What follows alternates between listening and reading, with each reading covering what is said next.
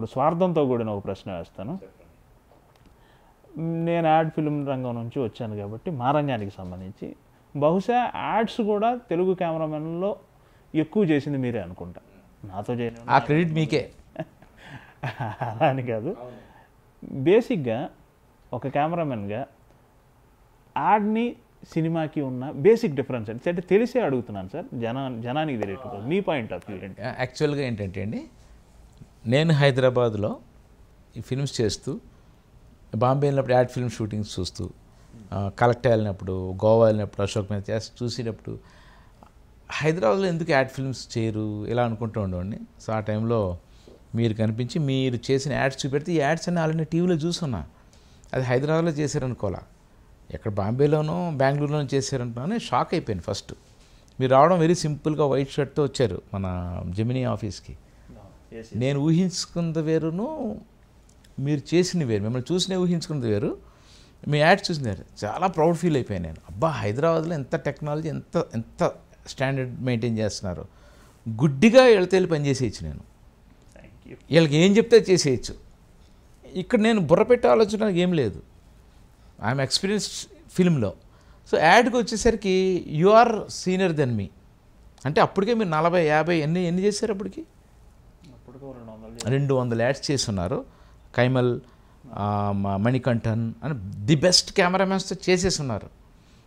So ఇక్కడ నేను ఇప్పుడు చెప్తున్నాను రహస్యం, ఈ నుంచి కొత్తగా ఏమైనా పికప్ చేయొచ్చు, డబ్బులు దబ్బొచ్చు,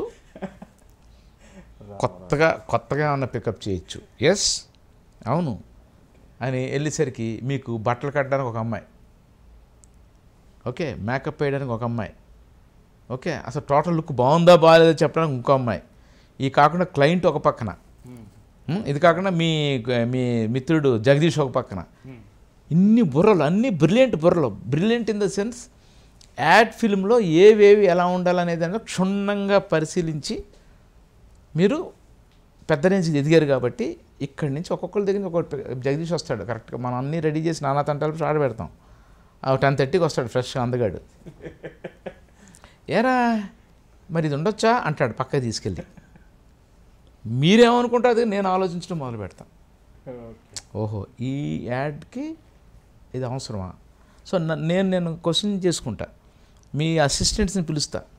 అవును, మీరు డిస్కస్ చేసేటప్పుడు ఇది ఎలా ఉండాలనుకున్నారు?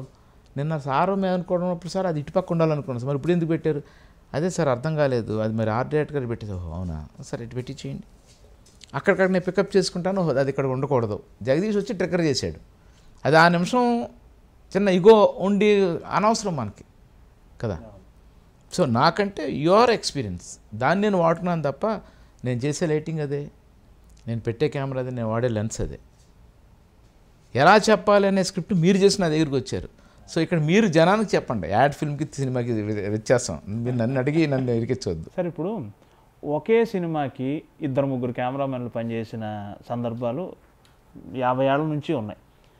అన్ఫార్చునేట్లీ ఆ కెమెరామెన్ గతిస్తే ఇంకో కెమెరామెన్ రావటం, లేదా డైరెక్టర్కి వాళ్ళకి ఏదో గొడవలు రావటం, ఆ సందర్భాన్ని ఎలా అందంగా ట్యాకిల్ చేస్తారు సార్? ఎలా ఏమాత్రం స్పర్ధ లేకుండా మెర్జ్ అయిపోతారు కదా. అంతేగా ఇప్పుడు జానీ సినిమా కళ్యాణ్ది, అంతకుముందు తొలి ప్రేమ సినిమా కళ్యాణ్ నాకు కావాలి.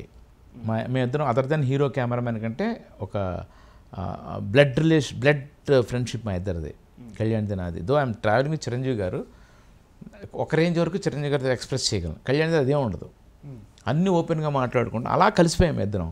సో తొలి ప్రేమ పనిచేసాను. యాక్చువల్ మహిదర్ గారు, ఆయన హెల్త్ బాగా పనిచేశాను. నాకు కళ్యాణ్ కావాలి అక్కడ, అందుకని మెర్జ్ అయిపోయాను.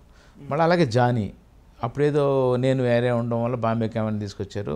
సో నేను ఫ్రీ అయిన తర్వాత అతనికి ఏదో హెల్త్కి ఏదో ఇష్యూ వచ్చింది. అక్కడ కూడా నేను ఎక్కడ ఎగోకి వెళ్ళకుండా కళ్యాణ్ ఏ స్కీమ్లో వెళ్తున్నాడు తను డైరెక్ట్ చేస్తున్నాడు. సో తనకి ఈ సినిమా లుక్ ఎలా కావాలి అని కళ్యాణ్ ఇంట్లోనే రేణు చోటా గారు మీరు ఒకసారి మొత్తం సినిమా చూడమంటే మొత్తం మళ్ళీ వాళ్ళు తీసి చూశారు.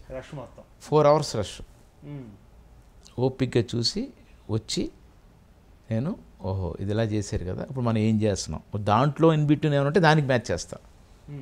నాకు ఇండిపెండెంట్ ఎపిసోడ్స్ ఉంటే నేను నా దాంట్లో చేస్తాను, అనుకరించి నేను మ్యాచ్ చేస్తాను. ఎస్ 100%. ఆయన చేసిన దాంట్లో ప్యాచ్ వర్క్ ఉంటే ఆయన ఎలా చేశారో అలాగే చేస్తా. అది మాకు పర్వాలేదు, మ్యాచ్ చేయాలి కాబట్టి వృత్తిపరమైన సహకారం. సహకారం. అలా చేసి ఆయన దగ్గరికి వెళ్ళి మాట్లాడతాను. ఒకవేళ నాకు రాకపోతే ఆయన దగ్గరికి వెళ్ళి నేను, మీరు ఇలా చేశారు కదా, అందులో ఇప్పుడు 2 క్లోజులు అడుగుతున్నారు, మీరు ఏం చేశారు నాకు చెప్తే అంటే ఆయన ఆ రోజు ఇది వాడాను, ఈ నెగిటివ్ వాడాను, లేకపోతే ఈ లైట్ వాడాను, సరే అని మళ్ళీ వచ్చి ఇలా ఒక ఇందులో వెళ్తాం. తొలి ప్రేమ సినిమాని 40% మీరే డైరెక్ట్ చేశారట కదా.